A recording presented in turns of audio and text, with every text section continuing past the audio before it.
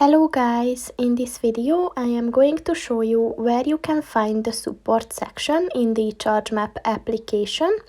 But first I just want to mention, don't forget to subscribe to my channel, because at 10,000 subscribers I am going to show you my whole YouTube revenue statistics and growth strategy, as well as how to make money online.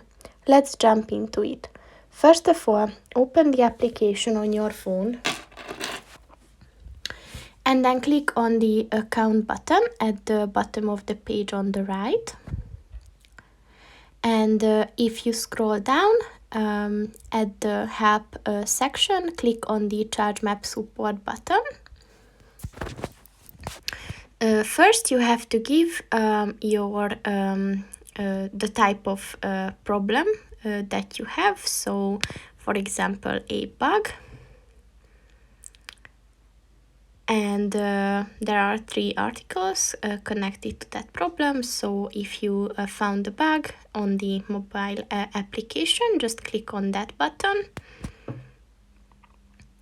And here's a very detailed description on the problem, on what can you do and who to contact. And if this article was helpful, then you can just click on the yes or no button.